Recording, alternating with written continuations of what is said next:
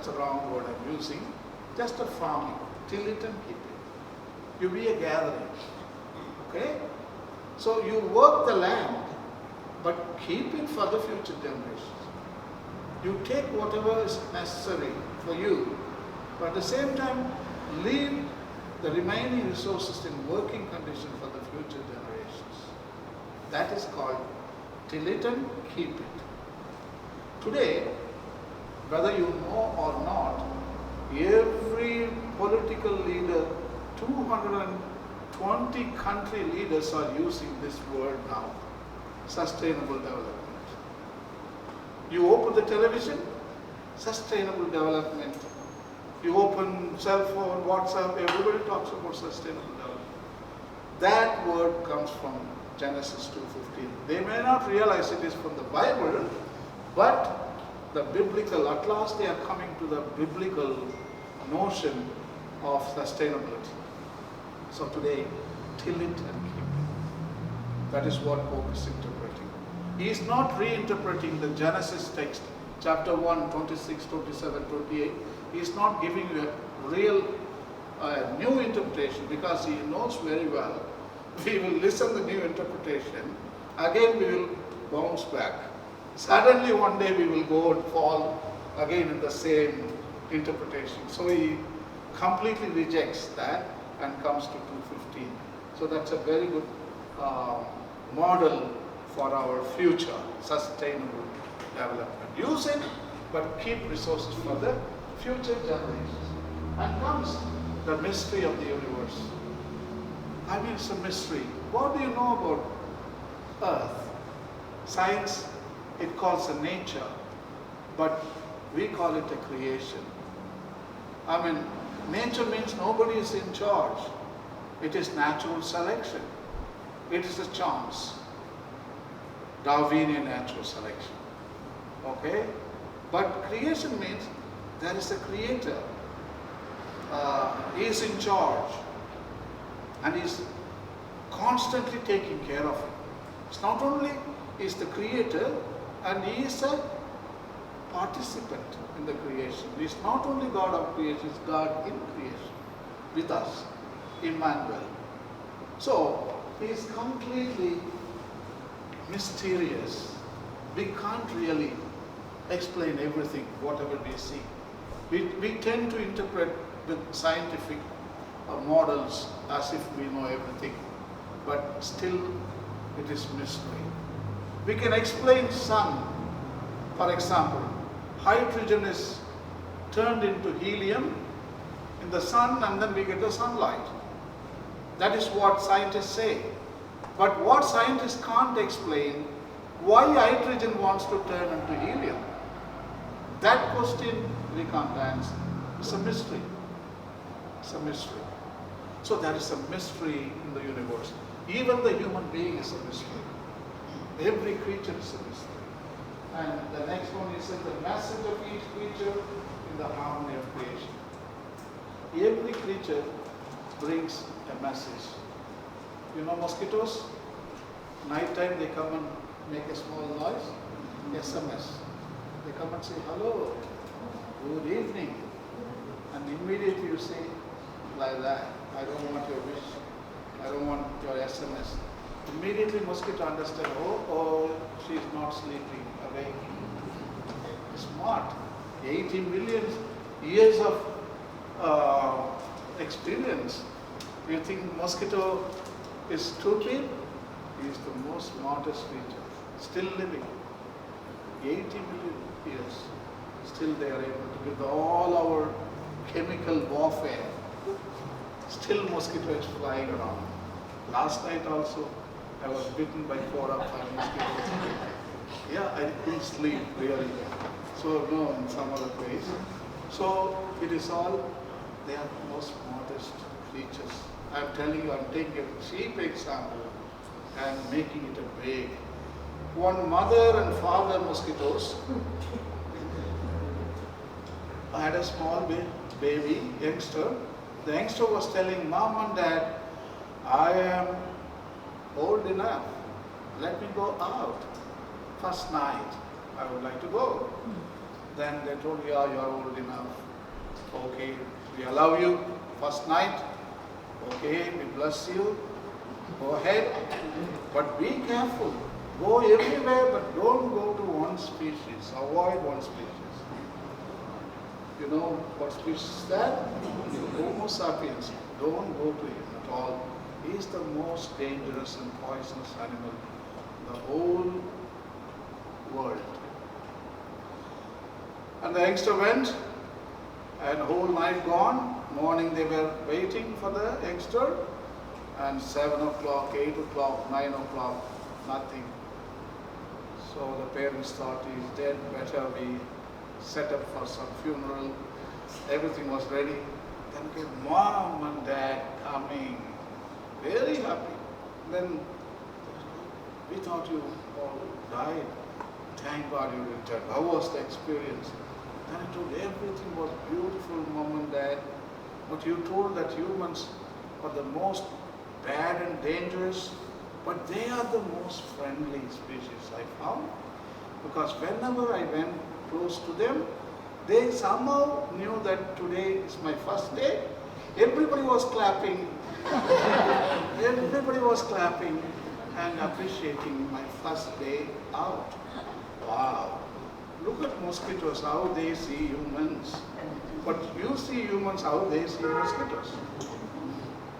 We are so mean, but mosquito is so noble. He says, wow, humans are so noble creatures. Because they know, because they are our bigger sister. Everybody is our older brother and older sister. Nobody is younger to us. We didn't allow any younger sisters to be born and appear. Yeah, that's another matter. So we are the little brother and little sister in the planet Earth. So they understand. Our little brother, little sister, they behave exactly like little. They are simply telling you, again, night time, grow up. Coming to you, grow up. So that is what they are telling. Because they have the duty to correct us and to teach good stuff. In Job, book of Job, you read so beautifully in chapter 12, ask the mountains, they will tell you. Ask the fishes of the sea, they will tell you. Ask the birds of the air, they will instruct you. See, our older brothers and sisters, they have wisdom and they can teach us. And all wisdom comes from nature, remember that. The wisdom doesn't go here to nature, never ever. Every wisdom comes from nature. And universal communion. That means we are communicating and communing with one another. It's a kinship. We are interdependent. We can't come today without one cell. Started off some 3.8 billion years ago. One cell, multi-cell, you know, everything, reptiles, mammals, amphibians, fishes, mammals and humans. Complete continuation. So we are here today and it will continue another deep into future. So it is a universal communion. We commune with the past, present, and the future. It is all one entity. There is no separation. Everything is together. The common destination of goods. Every resource on the planet belongs to everyone, not only humans. The soil, for example, it doesn't belong for the brick makers. The soil belongs to plants, grass, ants, every creature, because they produce soil. And at last we steal the soil from them and we take the whole lot. So, common destination, all gifts on the planet, they are blessings to everybody. Again, the past, the present, the future. The last one, the gaze of Jesus. Jesus is the role model. He is teaching us how to relate with the creation. Look at the birds of the air, look at the lilies of the field, and don't catch fish. And be prudent like snakes, and be innocent like doves. All those teachings. Hello, Father Michael. Good afternoon. Oh my God. Oh my God, Father Michael, yeah, he is my coordinator, taking me all around, and he did a good job, and Father Christopher, so on. Thanks, welcome. You didn't sleep? If I'm a coordinator, I would have slept anyway. But he is so interested to come. All right. So Jesus is our model, how to relate with the creatures. I am the good shepherd. That image. Fantastic. Fantastic. A snake. Snake is bad. That's what we thought, isn't it? Because what did snake do? According to Bible. Yeah, that's what even today we are telling. And the man betrayed his own woman. The man told, this was given by the woman you gave me. That is what he told to God. You gave me, she gave me this fruit. And then when God asked the lady, oh, no snake. Now snake can't talk. But snake could do one thing. It put the hood here and said, no, I am not. Not, I am not. Immediately we kill the snake because truth will come out. So we are afraid. So we need to kill all the snakes in the planet. Because one day we are the culprit. We don't want to take responsibility. Let snake. So it was cursed by Father God. After 2000 years, Jesus opens the file again. Let me examine that case. 2000 years ago, my father was very, very hurry in judging the snake. Let me open and see. And Jesus found, oh my God, not guilty at all. And now he proclaims, he canonizes the snake. Saint and martyr and doctor of the church. Matthew chapter 15, I forgot, 10, 15 I think. Be prudent like snakes. He could have told, be prudent like Solomon. He didn't say that. He said, be prudent like snakes. Now snake becomes the patron saint for prudence. You better follow snake, proclaimed by Jesus himself as a saint. Some temples in India, they have snake image. No? So they already proclaim snake is a saint. But in our churches, we don't see that. But he canonized the second saint also, the same day. Be innocent like doves. So now, for innocence, he could have told, be innocent like Sarah. He didn't say that. He said, be innocent like doves. Now dove has become... Matthew chapter 16. 16? Chapter 10, verse 16. Yeah, exactly. Matthew chapter 10, verse 16, exactly. Yeah. So be prudent like snake and be innocent like doves. So today, they are saints. I mean today, the creatures, they set example for spirituality of sacrificing, sharing, and being prudent and innocent. Chicken, for example, a great symbol of sacrifice, sharing. Jesus says, if somebody asks your outer coat, give your inner coat. So chicken is doing the same thing. We are taking the outer coat flesh. He says, no, take my inner egg also, inner coat. Yeah, he's giving. And also the sheep, when you shear the wool, you are taking outer coat, but sheep is telling, not only that, take my inner coat also. And it gives you. For that, all the planet is saying the same thing. Take it and eat it, this is my body. The whole planet is telling, The banana on your table when you go home, it's looking at you when you return. Hey, take it and eat it. This is my body.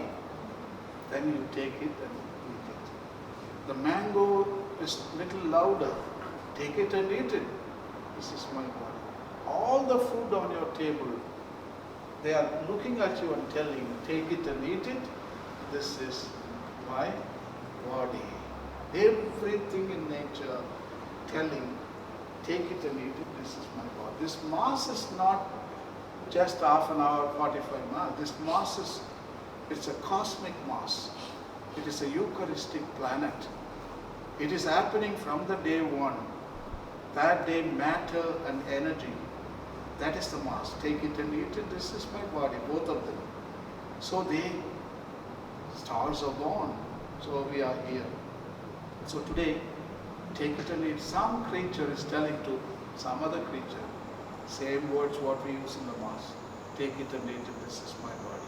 So Jesus observed the nature, and at last he is using on behalf of humanity, because everybody says take it and eat it, this is my body. Only one species doesn't say it.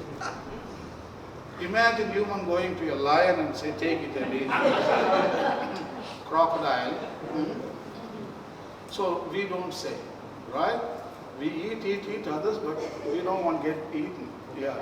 So we always, he knows, Jesus knows, nobody's going to say that. So on behalf of all humans, only Jesus said, take it and eat it. This is my body. It is not only food for humans, he becomes a food for all of creation, food for everybody. So that is the symbolism. So Jesus is the best model. All right, this is the second. We saw the Bible. Some of the quotes is excellent for you to read. 66 paragraph. The Bible suggests that human life is grounded in three fundamental and closely intertwined relationships with God, with our neighbor, and to the earth itself. According to the Bible, these three vital relationships have been broken, both outwardly and within us.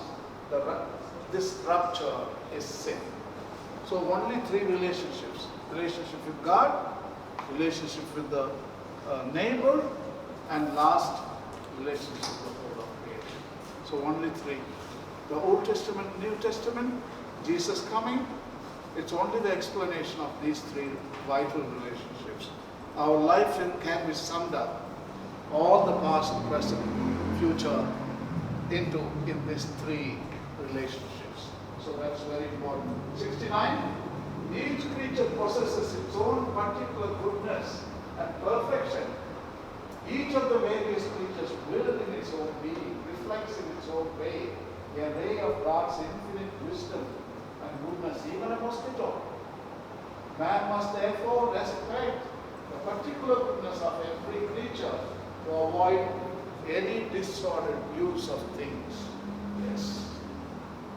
If God found everything was good, who is human to say that is poisonous and bad?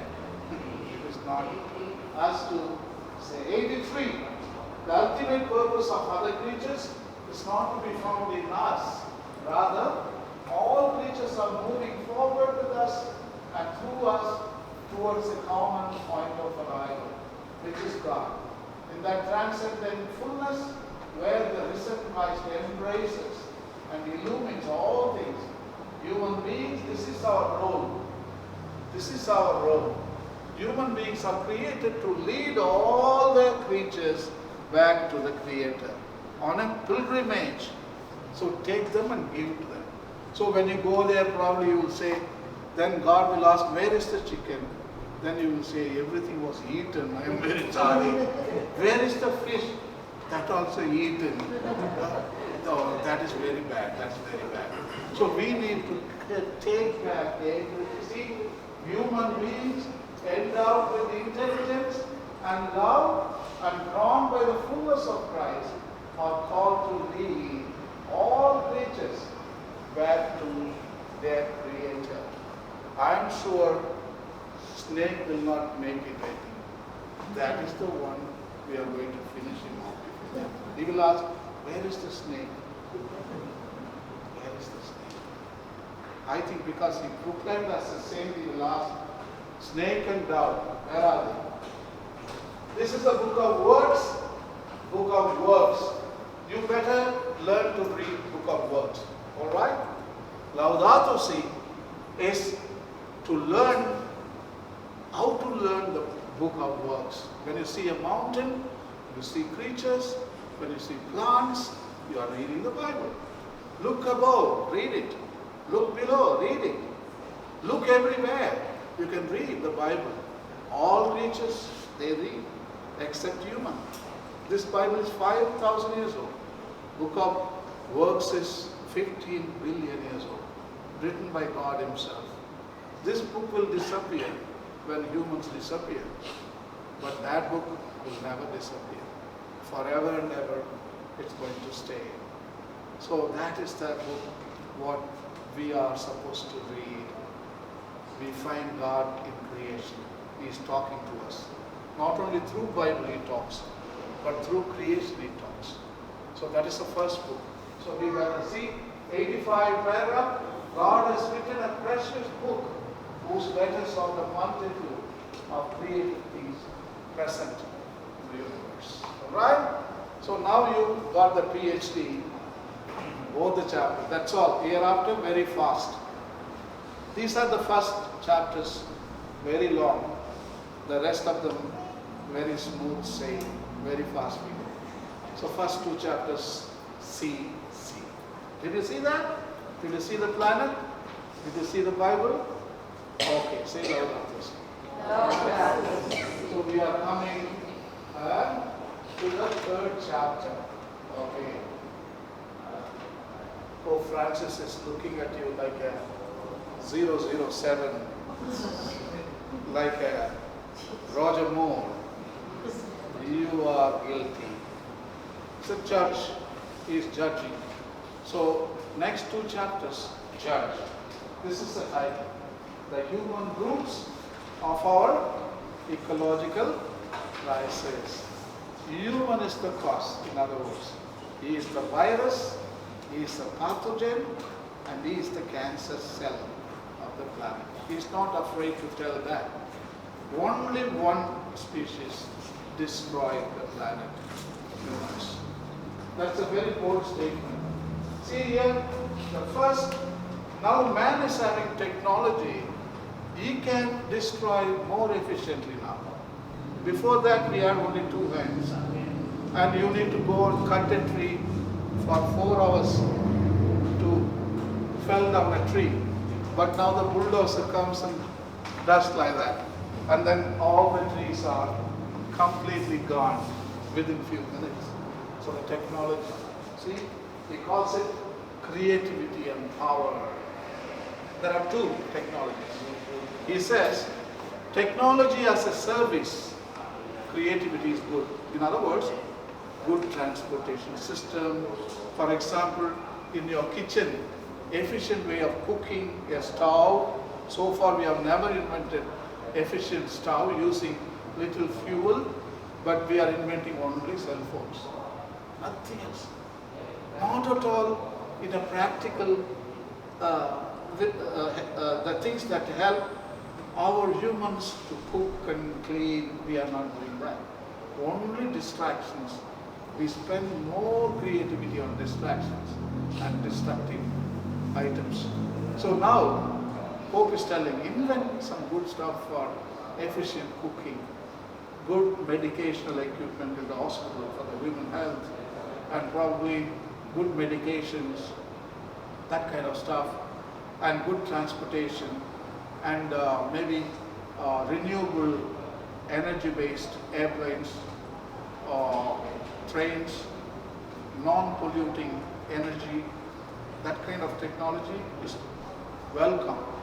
He says technological service is welcome, but technological dominion is wrong. So there are difference. Don't think he's condemning technology. Service, welcome. Dominion. Dominion means I can't live without technology. In other words, I can't live without cell phone and computer and television, that kind of stuff. Addicted to this kind of electronic items, and our relationship has become a screen relationship. There is no human relation. We are not relating with flesh and blood.